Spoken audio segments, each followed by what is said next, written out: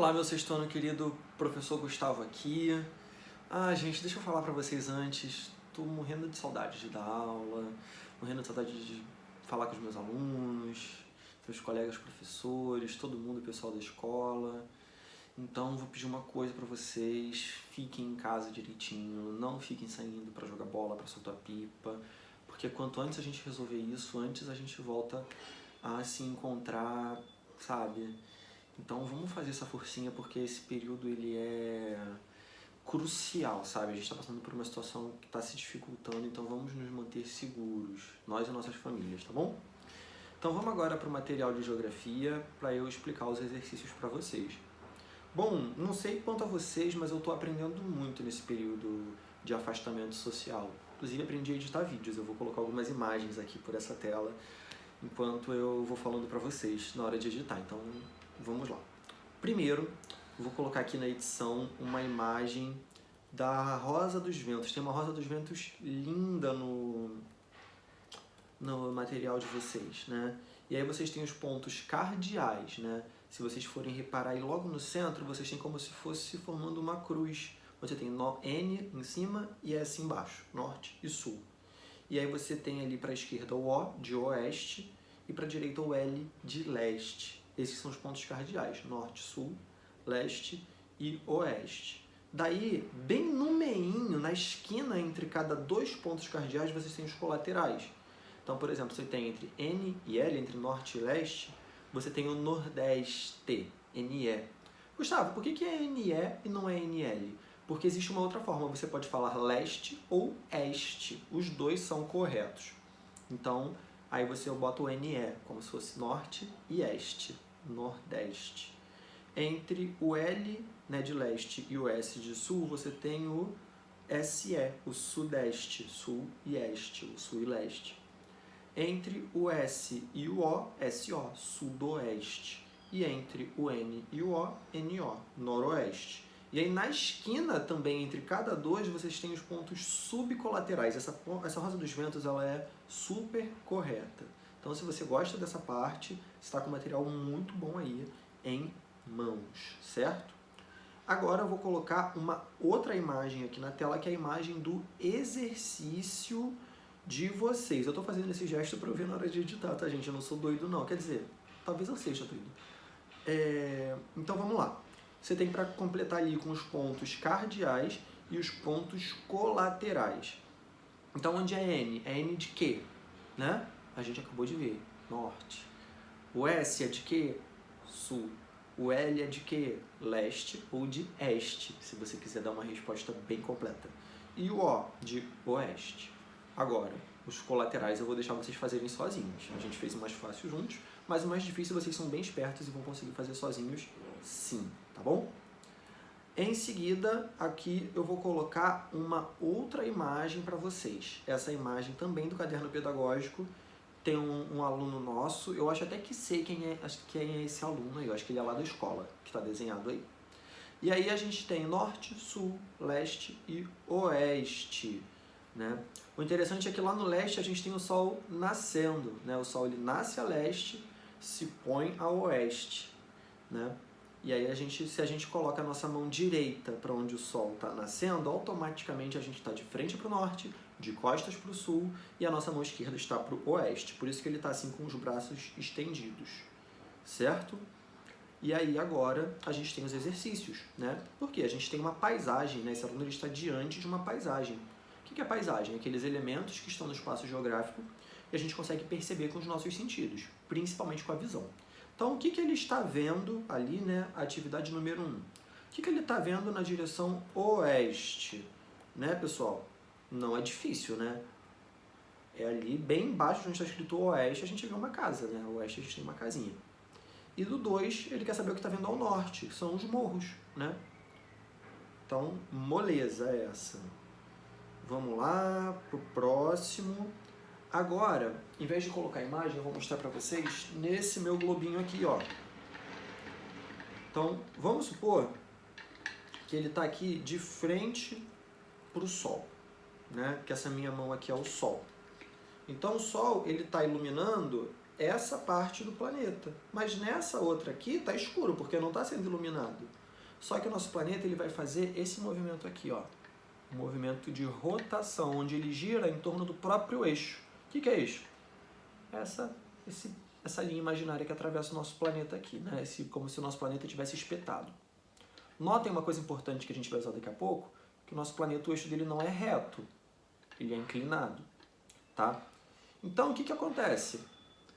Essa parte que está sendo iluminada, aos poucos vai escurecer e vai parar do lado escuro. E depois vai parar do lado claro de novo, né? O sol sempre nasce no outro dia de manhã. E todo dia sempre anoitece. É uma das certezas que a gente tem na vida. Ok? E a gente tem um quadrinho ali explicando que esse movimento, ele dura 24 horas. Então, se eu estou aqui, ó, mais ou menos na altura do Rio de Janeiro, em 24 horas o Rio de Janeiro vai chegar nesse mesmo lugar de novo. Então, o movimento de rotação ele dura aproximadamente 24 horas. Na verdade, é 23 uns quebradinhos, mas a gente arredonda para 24, que não faz mal. Tá? E depois, relaciona o movimento de rotação da Terra com a movimentação aparente do Sol no céu. O Sol parece que está se movendo. De manhã cedinho, quando está amanhecendo, ele está num lugar. Meio-dia, ele está no outro. E depois ele está em outro quando está perto de escurecer. Né? Mas será que é o Sol que se mexe ou é a gente que está se mexendo? Na verdade, tudo depende do referencial. Para a gente é o Sol que está se mexendo, por isso que a gente chama de movimento aparente do Sol. Mas se a gente pegasse uma nave espacial e fosse ver lá do espaço, a gente veria que na verdade é o planeta que está girando em torno do seu próprio eixo, certo? É como quando você está num ônibus ou num carro e parece que os postes e as casas estão se mexendo, né? Ou se você está na casa ou perto de um poste, quem está se mexendo é o ônibus. Então depende do seu referencial, né? Então pra gente aqui, o que aparenta pra gente é que o Sol está se mexendo. Mas se a gente visse do espaço, é o planeta que está fazendo o movimento de rotação.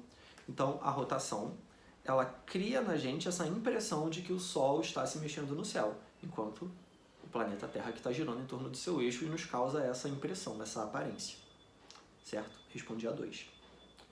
E agora tem a 3. Indique qual o tempo de duração do movimento de rotação. Ou seja, quanto tempo o nosso planeta leva para dar uma volta em torno do seu próprio eixo. Já disse, né? Mas eu repito aqui, porque a gente explica quantas vezes precisar. Ó, girou, ó.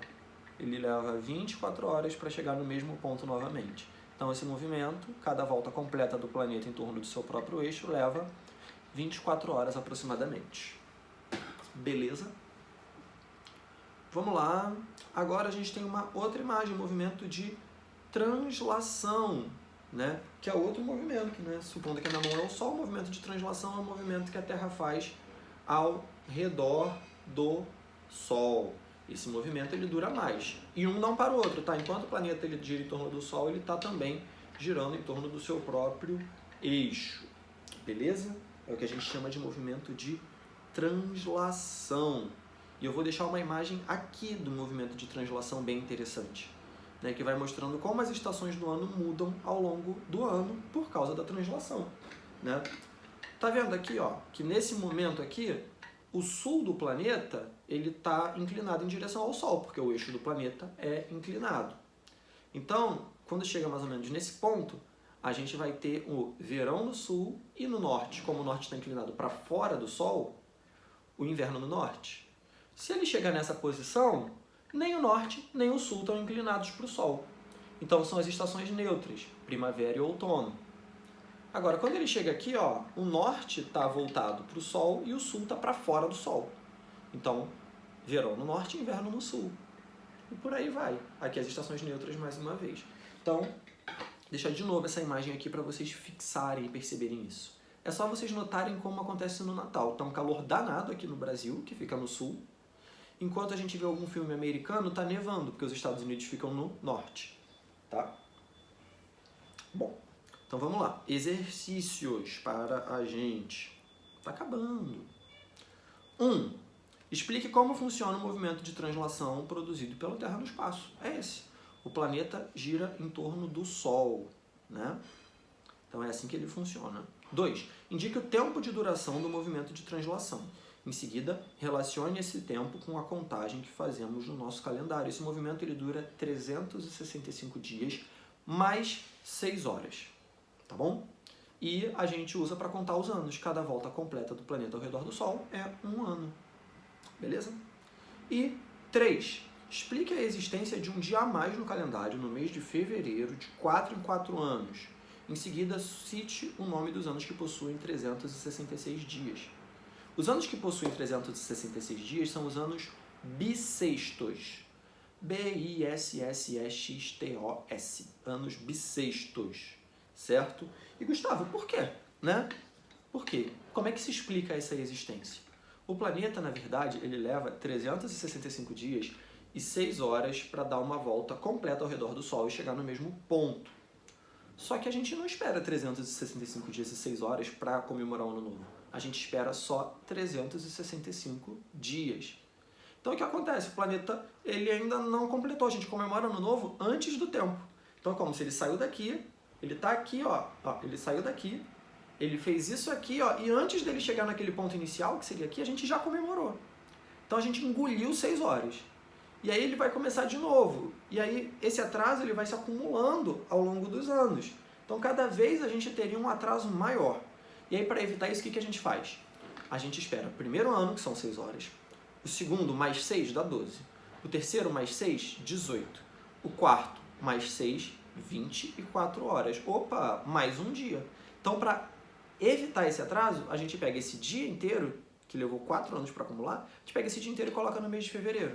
E aí a gente zera esse atraso, certo? Então, como eu colocaria isso numa resposta? Explique a existência de um dia a mais no calendário no mês de fevereiro, de 4 em 4 anos. Eu explicaria assim. O planeta leva 365 dias mais 6 horas para fazer o movimento de translação. Essas 6 horas que sobram, elas vão sendo acumuladas. E a cada 4 anos, elas somam 24 horas. 6 mais 6 mais 6 mais 6, 24. Podem contar aí. E essas 24 horas se tornam um dia inteiro e a gente coloca no mês de fevereiro, no ano bissexto. Resposta nota 10 para vocês. Pessoal, muito obrigado. Bons estudos. Tamo junto.